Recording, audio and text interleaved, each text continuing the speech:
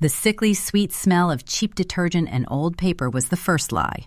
The second was the identity of the person locked in the basement drum. The smell hits you first. It's the sickly, sweet, faintly metallic odor of old paper mixed with cheap floral detergent. It clings to everything in the house, a phantom scent that even a hurricane couldn't scrub away. I was 16, drowning in the quiet, suffocating routine of living with my mother after my dad left. Mom, let's call her Carol, had always been intense. Protective, perhaps, in the way a boa constrictor is protective of its prey. But after the divorce, that protection curdled into something else, something monitoring. It started subtly, little things. A bank statement for my savings account, which I rarely touched, would be lying slightly askew on the kitchen counter, opened neatly along the top seam instead of being ripped open like junk mail. Then, the credit card offers stopped coming altogether. I figured the post office was just messing up. The real alarm bell rang when I was expecting a package from the university I was applying to, Early Decision. It was a thick, official-looking envelope containing the final confirmation forms, the ones that needed my signature and a time-stamped return. I tracked it online. Delivered on Tuesday, 2:17 p.m. I got home from school Wednesday, heart hammering, and checked the mailbox. Empty. I went inside, trying to keep my breathing even. Carol was in the living room, nestled deep into the floral armchair, watching a daytime talk show at a volume usually reserved for stadium concerts. She didn't look up. "Hi, Mom," I managed, trying to sound casual. "Oh, hello, sweetie. Rough day?" Her voice was too bright, too interested. "Not really. Did the mail come yet?" She paused the TV, clicking the remote with exaggerated slowness. "Mail? Oh, yes. There was a mountain today. Bills, circulars. Nothing for you, dear. Just junk." She placed the remote on the end table, the dark plastic seeming to absorb the light in the room. "Are you sure? It was that big brown envelope from State U." Carol frowned, a slight, perfectly formed wrinkle appearing between her eyebrows. "State U? Oh, that one. Yes, that came. It was confusing, honey. Looked like another solicitation. I tossed it, actually. Didn't want you getting your hopes up before the regular acceptance letters arrive." The blood drained from my face. Tossed it? That was my future. That was a binding agreement. "Mom, you threw away my acceptance packet? You can't do that. I needed to sign that." She stood up, moving with the sudden, fluid grace of someone who has been waiting for a confrontation. She walked over to me, placing a hand on my cheek. Her palm was dry and strangely cool. "Don't raise your voice at me, darling. I am trying to protect you from unnecessary stress. You're fragile right now. We both are." She pulled me into a hug that felt less like comfort and more like being pinned. I could smell the heavy lavender perfume she only wore on important days. "I'm not fragile," I muttered into her shoulder, "and I'm certainly not fragile enough to have my mail intercepted." She pulled back, her eyes wide and glistening with what looked like manufactured tears. Intercepted? What a dreadful word. I simply opened it, just to make sure everything was in order. You know how much I worry about you. I froze. You opened it?" "Yes," she whispered, leaning in conspiratorially, her voice dropping to a breathy secret shared between us. "Because, sweetie, I need to make absolutely sure you're okay. And sometimes the mail tells me things you don't." I felt a cold knot tighten in my stomach. If she opened that, what else had she opened? I excused myself, claiming a headache, and fled to my room, locking the door. A lock she'd insisted on changing 6 months ago because the old one was faulty. I pulled my laptop onto my bed, the screen casting harsh blue light on my face. I logged into my email, bypassing the usual browser bookmark. I navigated straight to the account she didn't know the password for, the one I'd set up using a fake birthday. There it was, an email from the admissions office, time-stamped 2 days ago. Subject, urgent, missing reply form. But beneath that, another email, one I hadn't expected. It wasn't from the school, it was from the bank. A notification about an unusual withdrawal from my savings account, a large one, flagged for potential fraud.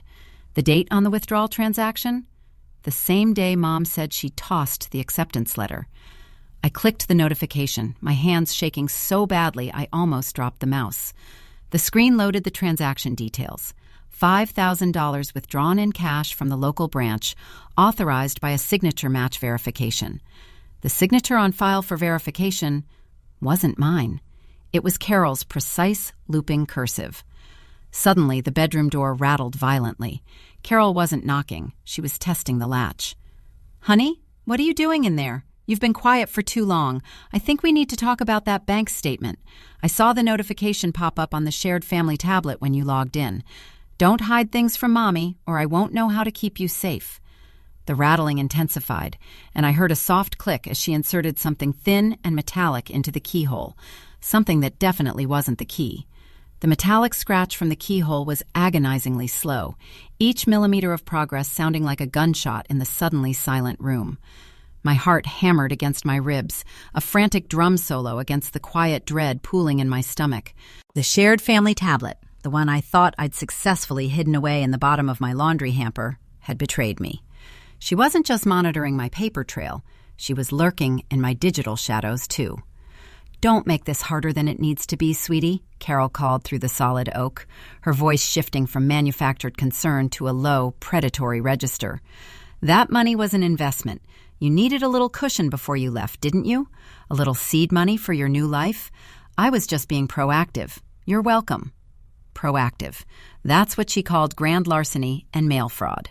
$5,000 was almost everything I had saved from 2 years of summer jobs. I looked wildly around the room. My window faced the backyard, a sheer 10-foot drop onto a concrete patio. Not an option. My phone was gone. She'd borrowed it last week, citing concerns over inappropriate online influences. I scrambled off the bed, adrenaline surging, and moved to the closet. It was deep, crammed with clothes I never wore, gifts she'd bought me that were always slightly too formal, slightly too fussy. I yanked the door open and started pulling boxes down, ignoring the cascade of scented sachets and mothballs. I needed a weapon, or at least something to barricade the door. My fingers brushed against something cold and hard tucked beneath a stack of old photo albums. The shoebox I used for my emergency cash. Empty. Completely empty. She didn't just take the big chunk from the bank, she'd swept the physical savings too. "Are you building a fort, little bird?" Carol chuckled, a sound that scraped across my nerves. The thin implement in the lock shifted again, scraping loudly. She was using a tension wrench and a pick, tools that suggested this wasn't a first-time effort against a standard deadbolt. My mother, the suburban homemaker, was surprisingly adept at breaking and entering. I grabbed the heaviest thing within reach, a thick, leather-bound copy of Wuthering Heights. A gift from her, naturally. I jammed the book under the door just as the lock finally gave with a sharp thunk. The door didn't swing open, but it eased inward about an inch, enough for me to see the sliver of her face. Her eyes, usually a placid hazel, were wide and dark, reflecting the sudden frantic movement in my room. She wasn't wearing her usual gentle smile. This was cold, pure frustration. "Stop this right now, Alex. I am your mother. You do not lock me out." I braced my shoulder against the wood, pushing back with all my strength. "Stay away from me. I know about the money, Mom, and the letters." The tension in her stance broke. She didn't try to force the door further. Instead, she stepped back, a calculated retreat. I heard the sound of her footsteps receding down the hallway, moving toward the master bedroom. Relief flooded me, immediate and intoxicating. Maybe she was giving up. Maybe she was calling a lawyer. Maybe she was just going to cry in her room like she did after Dad left. I took the opportunity to scan my room, searching for anything useful. My gaze landed on my desk, specifically the small, antique wooden box where I kept my most sensitive documents, my passport, birth certificate, and the only copy of the private journal I kept detailing her increasingly erratic behavior. The box was open. The lock, a tiny brass clasp, had been cleanly snipped, and the journal was gone. Just as I realized the depth of the violation, she hadn't just taken my money and my mail, she was erasing my narrative. A piercing electronic sound ripped through the house. It wasn't the smoke alarm. It was the distinct, high-pitched whine of the modem being unplugged. The internet, my lifeline, my connection to the outside world, was dead. I whirled back to the door, shoving the heavy desk chair against it, bracing for her return. Silence followed the unplugging.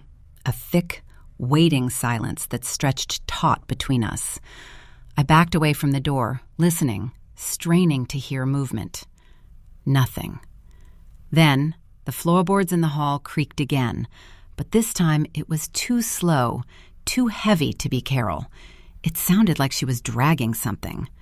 I tiptoed to the door, heart hammering a rhythm against my teeth, and cautiously peered through the sliver of opening. The hallway was empty.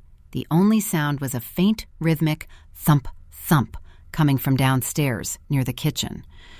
Curiosity, that fatal human flaw, dragged me out of the room. I crept down the hall, bypassing the locked door, and peered over the banister. The ground floor was dark, the living room lights off, the TV silent. The thumping was louder now, coming from the utility closet near the garage entrance. It sounded like something heavy being repeatedly dropped onto the linoleum floor. I eased myself down the stairs, taking care to avoid the third step that always groaned like an old man rising from a nap. When I reached the bottom, I could see the door to the utility closet, where she kept the vacuum, cleaning supplies, and the emergency battery packs. The door was slightly ajar, a thin line of black visible against the pale wood. The thumping stopped abruptly. I edged toward it, my throat tight. "Mom, what are you doing down here?" The only answer was the soft, sickening sound of liquid dripping. I reached out a trembling hand and gently pushed the closet door open further, expecting to find her disposing of evidence, maybe shredding my journal. Instead, the beam of light from the kitchen, filtering in from the window, illuminated a figure slumped against the far wall. It was Carol, but she wasn't looking at me. She was staring blankly at the floor. Her arms were hanging limply at her sides, and there, glistening darkly on the white linoleum, was a spreading pool of blood. Beside her lay the heavy, ornate meat cleaver she used for Sunday roasts, its blade slick and unmistakable. I looked up at her face, searching for panic, for pain, for anything. Her eyes were wide open, staring directly at the ceiling, but they were milky and unfocused. And clutched tightly in her slack right hand, crumpled and stained crimson, was the missing leather-bound journal. But it wasn't just the journal. Sticking out from beneath her fingers, stark white against the dark red, was a familiar piece of official stationery, heavily folded, bearing the seal of State University. I leaned closer, my own breath catching in my chest, terrified of what I might see next, when a low, guttural moan echoed from the darkness behind me, and a heavy hand clamped down hard on my shoulder. The grip on my shoulder was iron-strong, hot against my skin, immediately eclipsing the horror unfolding in the utility closet. I didn't need to see the face attached to the hand. The sheer weight and familiarity of the presence told me everything. It wasn't Carol. It wasn't a stranger. This pressure was parental, possessive, and utterly terrifying. "Don't move, Alex." The voice was deep, gravelly, and shockingly close to my ear. A voice I hadn't heard in this house for nearly 3 years. It was my father's voice. I froze, every muscle locked in a spasm of confusion and dread. Dad? Why was he here? He was supposed to be 3 states away, working on that construction bid he was so excited about. The same bid he'd missed the last 2 birthdays for. I dared a quick glance over my shoulder. He was massive, filling the narrow hallway, clad in dark, unfamiliar work clothes. His face, usually etched with easygoing weariness, was taut, his eyes wide and darting, not toward my mother's body, but toward the open doorway of the closet. "Dad, what happened to Mom? Why are you here?" My voice was a pathetic squeak, barely audible over the frantic thumping of my own heart. He ignored my questions, his gaze locked on the bloody scene. "You shouldn't have come down here," he growled, his grip tightening painfully. "I told you to stay upstairs." "You told me. You just appeared. Is she dead?" I tried to pull away, desperate to get to Carol, to see if she was truly gone, or if this was some elaborate, horrific setup. My father reacted instantly, slamming my shoulder against the wall beside the stairs with enough force to knock the air from my lungs. The impact sent a sharp jolt through my spine. I said, "Stay put. You are not ready for this, Alex. You don't understand the gravity of the situation." "The gravity is my mother lying bleeding on the floor next to a cleaver," I gasped, fighting for purchase on the slick wood of the stairs. "Did you do this?" He paused, a beat of silence so profound it felt like the entire house had held its breath. His features hardened. I did what was necessary to protect you. She was spiraling. She was going to ruin everything. Your college acceptance, the house, our reputation. She was going to confess. Confess what? I shouted, tears finally blurring my vision. Confess to stealing my money and reading my mail? That's not jail time, Dad. It's never just the mail, Alex, he hissed, pulling me back roughly into the shadow of the stairwell landing. He pressed his body against mine, shielding me from the view of the closet, but trapping me completely. You think this is about the mail? You think $5,000 is the problem? He leaned in, his breath smelling faintly of stale cigarettes and sweat, a smell I hadn't associated with him since before the divorce, when things were already brittle. Carol had secrets, deep ones, secrets that tie back to why I left in the first place. Secrets involving that university application you thought was so important. My mind raced, trying to connect the dots. Mom intercepting my mail, Dad appearing out of thin air, the suspicious withdrawal, and now this. The acceptance letter. State you. Why would Mom confess to that? The acceptance letter was legitimate, Dad. I got in. He gave a short, humorless laugh. Legitimate? You think I wouldn't check? I've been watching this house for weeks, Alex, ever since I saw the paperwork from the credit agency when Carol tried to take out a loan in your name last month. He reached into the breast pocket of his dark jacket and pulled out a sheaf of papers. They were thick, heavy stock, like the ones I'd seen in the official envelope. He didn't hand them to me. He held them just out of reach. She didn't throw away your rejection, Alex, he said, his voice low and intense. She wrote your acceptance. That university? It's small, specialized. They don't accept walk-ins or early decisions unless you're a legacy candidate. You weren't. But Carol, she forged the transcripts, paid off a few low-level administrators using the money she skimmed from your savings, and she faked the whole thing to make you stay close. The world tilted. The sickening realization hit me. I hadn't been fighting for my future. I'd been fighting for a meticulously constructed lie that kept me tethered to her control. She needed you here, Dad continued, his eyes hard and accusing. She couldn't bear the thought of you actually succeeding and leaving her alone with the real reason she was getting desperate, the real secret. What secret? I pleaded, tears streaming down my face, utterly lost in this vortex of betrayal. Dad, tell me. He hesitated, glancing one last time toward the utility closet, where my mother lay still. He looked suddenly exhausted, the facade of the protective father momentarily cracking. The secret is about your birth certificate, Alex, and the fact that State U accepted me 20 years ago, before I met Carol, under a different name. She found the old records. If you went there, people might start asking questions she couldn't afford to answer. She was terrified you'd dig into the past, and she knew the only way to keep you safe was to keep you here, under her thumb, pretending you were going somewhere else.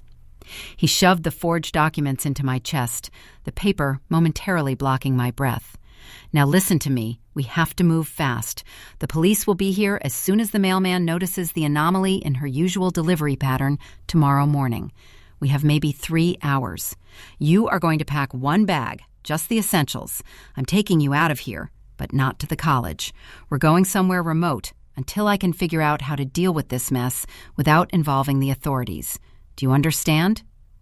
The weight of his revelation, the manipulation, the forged life, the violence downstairs was crushing. I nodded dumbly, numbly accepting my new reality as a fugitive. Good, he breathed, relief washing over his face for the first time. He turned towards the main hallway, clearly intending to head upstairs and grab my bag. I'll check the perimeter again. Stay right here. I stood, rooted to the spot, listening to his heavy footsteps retreat down the hall toward the front entrance. The house settled back into an unnatural silence, broken only by the faint, steady drip from the utility closet. I clutched the incriminating papers in my hand, the weight of the secret finally feeling real. I should have stayed put. I should have waited for his direction. But the silence was too loud, the image of my mother's vacant eyes too vivid. If Dad was going to deal with the police later, I needed to know what he had hidden in that closet besides Carol. I took a deep, shaky breath, pushed off the wall, and took a single step toward the utility room entrance, determined to face whatever darkness my father had just stepped out of. As I reached the threshold, I noticed something the poor lighting had obscured before. the heavy steel chain lock on the inside of the utility closet door. It was set firm. And the floor wasn't just wet with blood. It was sticky with a fresh, thick layer of drying epoxy resin, the kind used for setting anchor bolts. And then, from the dark corner just beyond Carol's slumped form, I heard a muffled, desperate scraping sound, followed by a faint, choked whisper. "Alex, help me. He didn't mean to." The whisper, thin and raw like frayed wire, clawed its way out of the darkness, severing the fragile thread of my obedience to my father. "Alex, help me." It wasn't Carol. Carol was rigid, her gaze fixed on the ceiling, the meat cleaver still resting innocently near her outstretched fingers. This sound was coming from deeper within the utility closet, behind where my mother's body lay. My entire body went rigid. Dad had said he did what was necessary to protect me, implying Carol was the only problem. But if there was someone else locked in there, someone being held captive, what had he just dragged me into? I fumbled for the light switch inside the closet frame, my fingers finding the cold plastic toggle. I flicked it up. The bare bulb sputtered weakly, casting a sickly yellow glow over the scene. Carol's body was exactly as before, a grotesque statue of suburban dread. But next to her, half hidden by a stack of old paint cans, was a heavy steel drum, the kind used for industrial solvents, secured with industrial-grade padlocks. The scraping sound had come from inside it. The voice came again, louder this time, laced with panic and muffled desperation. "The floor! Don't step on the floor near her! He poisoned the sealant!" My blood turned to ice water. The epoxy, the fresh, sticky sealant, wasn't for anchoring anything. It was a warning. If Dad had been watching the house for weeks, he knew about this drum. Why had he left it unsecured, only stopping me from seeing the person inside it? I looked back at the hallway. My father was gone. He hadn't just gone upstairs to pack. He had vanished into the night, leaving me alone with two bodies, or one body and one prisoner, and a rapidly setting chemical trap. I had to act. Ignoring the voice's frantic warning, I took one cautious step forward, trying to navigate around the spreading puddle of Carol's blood. My heel landed squarely on the edge of the hardening epoxy near the wall. It caught, pulling my boots slightly. The substance wasn't fully cured. It yielded with a sickening schluck. "No, don't touch it," the voice shrieked from the drum, the sound cracking with sheer terror. A sudden, blinding flash erupted from the hallway I had just left. It wasn't the sun. It was the sudden, harsh glare of headlights sweeping across the living room windows. Someone was pulling into the driveway. My father hadn't just stepped out for a moment. He had gone to meet someone. Or perhaps he had simply secured the perimeter before leaving me to clean up his mess. But the vehicle lights felt too sudden, too aggressive for a pre-planned departure. I spun around, heart hammering against the forged documents still clutched in my hand. The headlights swept across the front door, illuminating the heavy deadbolt. Whoever was outside was about to try the knob. I had seconds. The person in the drum needed me. Carol lay still, a tragic casualty of her own obsession. And my father was somewhere outside, perhaps the very person arriving in the car. I dropped the forged university papers and made a desperate dive for the heavy metal claw hammer I remembered seeing hanging on a peg near the back door. As my fingers closed around the cold steel handle, the front door handle began to turn. Slowly, purposefully. But I couldn't go to the door. I had to get to the prisoner. I grabbed the hammer and slammed the claw end repeatedly against the heavy padlock securing the drum. The metal shrieked in protest under the blows. The external scraping noises stopped instantly. The approaching footsteps outside paused at the sound of the frantic hammering. "Alex, what are you doing?" My father's voice roared, but this time it wasn't close. It echoed from just outside the front door. He must have circled around to the side yard, realizing I hadn't fled upstairs. The lock finally gave way with a sharp, shattering crack. I ripped the heavy lid off the drum. The smell that rushed out wasn't metallic or floral. It was acrid, chemical, and overwhelmingly like fear. Inside, crumpled against the far wall of the steel cylinder, was not another stranger, but a young man, maybe my age, maybe a little older, his face pale, eyes wide with terror, and smeared with what looked like industrial grease. He was chained at the ankle to a bolt sunk deep into the drum's base. He didn't look at me. He didn't thank me. His eyes were fixed on Carol's body on the floor, and a sound of agonizing relief escaped his lips. "It's over," he choked out, trying to pull his ankle free from the chain. "The lock is broken. Thank God, it's over." Just as I reached my hand down to help him, a deafening, splintering sound erupted from the far end of the kitchen. My father hadn't bothered with the front door. He'd come through the back, using the heavy garage door. He stood there, framed in the jagged opening of the destroyed service door, holding not a work bag, but a heavy-duty hunting rifle, aimed directly at the center of my chest. "I told you to wait for me, Alex," he said, his voice frighteningly calm, his finger tightening on the trigger. "That boy isn't the only secret I was keeping locked away in this house." The muzzle flash was blinding, a miniature sun exploding in the grime-caked utility closet. I didn't even register the sound before the impact. The projectile didn't hit me. It struck the steel drum with a deafening metallic crang that sent a shockwave through the floor. Shrapnel, or perhaps just a rebound of the bullet, ricocheted off the drum and slammed into my father's rifle stock, momentarily throwing his aim wide. The young man in the drum, whose name I hadn't even learned, screamed, flinching violently from the noise and the bullet that had nearly grazed his head.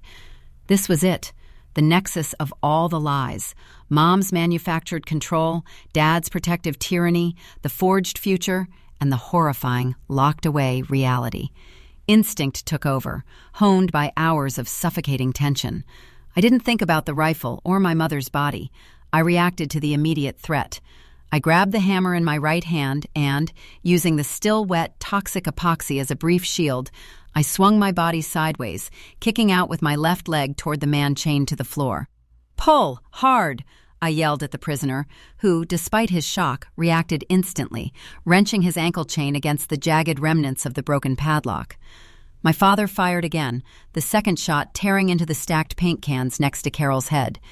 The cans ruptured, spewing a toxic, noxious cloud of solvent fumes into the air, quickly mixing with the coppery scent of blood. The air immediately became corrosive, stinging my eyes and throat. "Alex, stop! That boy is the reason I left Carol," Dad roared, momentarily blinded by the chemical spray and coughing violently. He lowered the rifle slightly, trying to clear his eyes. That tiny lapse was all the prisoner needed. With a final, desperate tug, the chain snapped free from the floor bolt. Not the link, but the corroded anchor set into the concrete. The young man burst out of the drum, wild-eyed and staggering, pulling the heavy length of chain behind him like a monstrous tail. He didn't run toward the front door or the backyard. He saw the rifle in my father's hands, and he moved with a speed born of long confinement. He swung the heavy, trailing chain like a medieval flail. The iron links connected squarely with my father's forearm, the limb holding the rifle. There was a sickening, wet crack, the sound of bone shattering. Dad cried out, a sound of pure agony, and the rifle clattered onto the linoleum, skidding across the slick surface toward my feet. I didn't hesitate. As the prisoner staggered back, gasping for air in the toxic fumes, I scrambled for the rifle. My fingers wrapped around the cold, familiar stock. I knew how to use this. Dad had always insisted on teaching me gun safety, even when Mom forbade him from bringing hunting gear into the house. I leveled the barrel, pointing it not at my father, but at the only viable exit, the destroyed back door where the outside world was waiting. "Stay back!" I screamed, my voice barely a croak over the chemical burn in my lungs. My father was clutching his arm, leaning against the doorframe, his face a mask of shock and bleeding rage. "You don't know what you're doing. He's a thief. He was going to ruin us all."